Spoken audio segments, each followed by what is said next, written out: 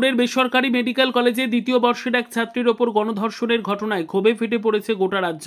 সেই ঘটনার প্রতিবাদে পাশাপাশি রূপনারায়ণপুরের লাগাতার চুরি ও দুষ্কৃতী তাণ্ডবের বিরুদ্ধে সোমবার বিকেলে সিপিএমের পক্ষ থেকে ঘেরাও করা হয় রূপনারায়ণপুর পুলিশ ফাঁড়ি। সিপিএমের সালানপুর এরিয়া কমিটির নেতৃত্বে অনুষ্ঠিত এই বিক্ষোভে পুলিশের ভূমিকা নিয়ে তীব্র প্রশ্ন ওঠে। দলের পক্ষ থেকে পুলিশের হাতে তুলে দেওয়া হয় একাধিক দাবিপত্র, যেখানে দাবি করা হয়েছে এলাকায় সিসিটিভি নজরদারি বাড়ানো, প্রয়োজনে ড্রোনের মাধ্যমে নজরদারি চালানো, নিয়মিত টহলদারি জোরদার করা এবং প্রকৃত অপরাধীদের অবিলম্বে গ্রেফতার করা। বাম নেতৃত্বের অভিযোগ, একদিকে রাজ্য জুড়ে নারীদের উপর নৃশংস নির্যাতন, অন্যদিকে গ্রামেগঞ্জে অপরাধীদের দৌরাত্ম্য, অথচ প্রশাসন নীরব দর্শক হয়ে বসে আছে। রূপনারায়ণপুরে প্রতিদিন চুরির ঘটনা ঘটছে, মানুষ নিরাপত্তাহীনতায় দিন কাটাচ্ছে। কাজল মিত্রের রিপোর্ট, নিউজ সমাজহিতৈষী।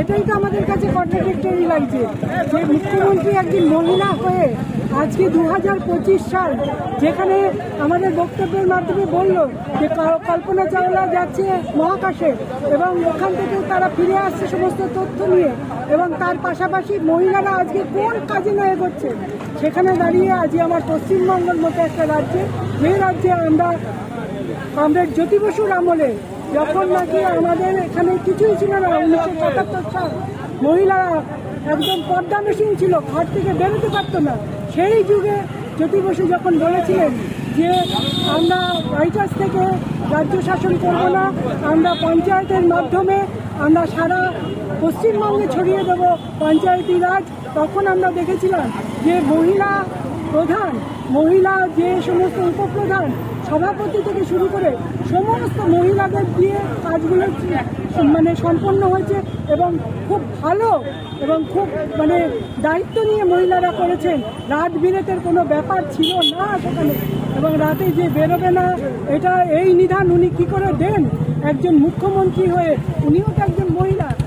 আমরা অবাক হয়ে যাচ্ছি যে ওনার এই কথা শুনে যে আজকে 2025 সালে যেখানে আমরা দাঁড়িয়ে আছি, সেখানে যে কলেজের মেয়েটা, আরজি করের মেয়েটা, সে তো সরকারি হসপিটালে ছিল, সে তো ডিউটি করছিল, তারপরেও তাকে কেন ওইভাবে নিগৃহীত হতে হলো? তারপরে ধর্ষণের পরে খুন হয়ে যেতে, তারপরে তার চোখ দিয়ে জল নয় রক্ত বেরিয়েছিল।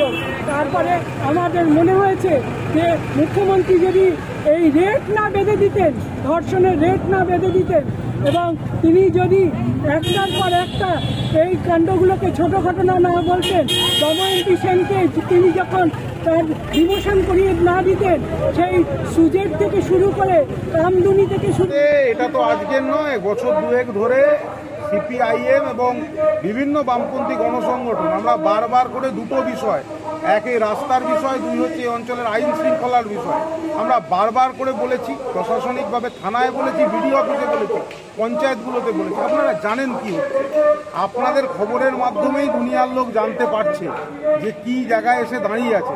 আমরা বললাম এটার একটা সমাধান চাই। আমরা আবার একবার ওনার কাছে এসছিলাম, এই ফাঁড়ির যিনি বড়বাবু তার কাছে এসছিলাম। আমরা আমরা বলে এসছি যে আমরা সালানপুর আইসির কাছে যাব এবং আমরা আসানসোল কমিশনারেটেও যাব, কারণ এই জিনিসের সমাধান যদি না হয় এলাকার মানুষ একেবারে খুব আতঙ্কের মধ্যে আছে এবং অস্বস্তিতে আছে। এই দিনের পর দিন মানুষ আতঙ্ক নিয়ে ঘুমোতে যাবে, আর পরের দিন সকালে উঠে দেখবে আবার নতুন একটা ক্রাইম হয়ে গেল। চলতে দেওয়া যায় না। আমরা একটা রাজনৈতিক দল হিসাবে, আমরা একটা শুভবুদ্ধি সম্পন্ন রাজনৈতিক দল হিসাবে তীব্র বিরোধিতা করছি এবং আমরা শেষ থেকে ছাড়বো। আমরা এর শেষ থেকে ছাড়বো। আমরা এর প্রশাসনিকভাবে যতটা যেতে হয় আমরা যাব, দরকার হলে আমরা আইনের পথে। হচ্ছে একটাই জিনিস, রাজনৈতিক মদতে অর্গানাইজড ক্রাইম হচ্ছে, অর্গানাইজড ক্রাইম রাজনৈতিক মদতে। কারুর হাত পা, কারুর মাথার টিকি এমন জায়গায় বাধা আছে যে চোরদের এবং যে যারা দুষ্কৃতকারী তাদেরকে পোষা হচ্ছে। এই পোষা হচ্ছে, এখন তাদেরকে তো দানা পানি দিতে হবে, তাদেরকে খুলে দেওয়া হচ্ছে এলাকার এই যে বন্ধ ঘরগুলো, এই যে দুষ্কৃতিকারী